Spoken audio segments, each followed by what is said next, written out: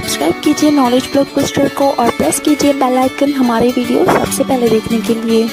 DA arrears कर्मचारियों एवं pensioners के 18 महीने के डायरियर में बड़ा बदलाव। डीए अरियर्स हाल ही में केंद्र सरकार ने केंद्रीय कर्मचारियों और पेंशनधारकों को लेकर एक अहम निर्णय लिया है। कोविड-19 महामारी के दौरान रोके गए महंगाई भत्ते डा और महंगाई राहत डॉक्टर की लंबित राशि अब जारी नहीं की जाएगी। इस घोषणा से लाखों कर्मचारियों और रिटायर्ड व्यक्तियों में निराशा फैल गई है।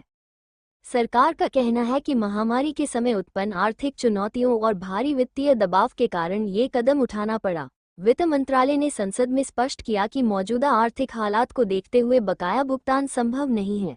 इस फैसले का असर न संसद में स्पष्ट किया कि मौजूदा आर्थिक हालात को देखते हुए बकाया भुगतान संभव नहीं है।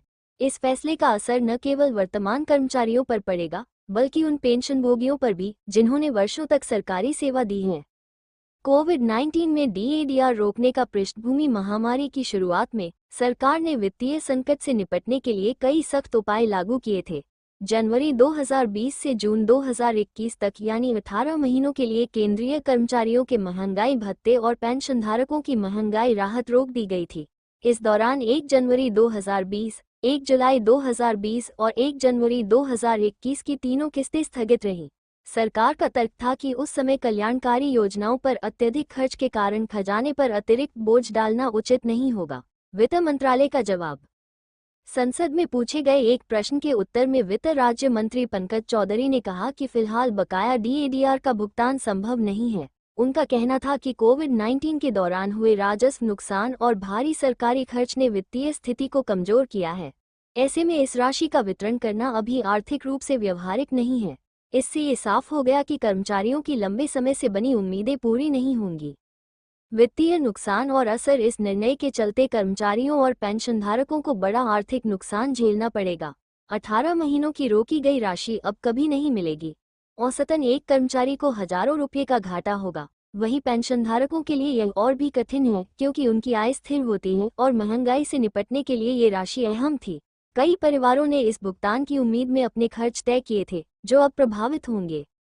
8वें वेतन आयोग को लेकर स्थिति। हाल ही में मीडिया में ये दावा किया गया कि 8वां वेतन आयोग मंजूर हो गया है, लेकिन सरकारी सूत्रों ने इसे पूरी तरह खारिज किया। फिलहाल 7वां वेतन आयोग ही लागू है और महंगाई भत्ता मूल वेतन का 55% है। नया आयोग लागू होने पर डा पुनः निर्धारित किया जाएगा। कर्मचारी संगठन इसकी जल्द घोषणा की मांग कर रहे हैं ताकि वेतन ढांचा बेहतर हो सके। कर्मचारी संगठनों का विरोध। कई केंद्रीय कर्मचारी संगठनों ने सरकार के इस रुख की आलोचना की है।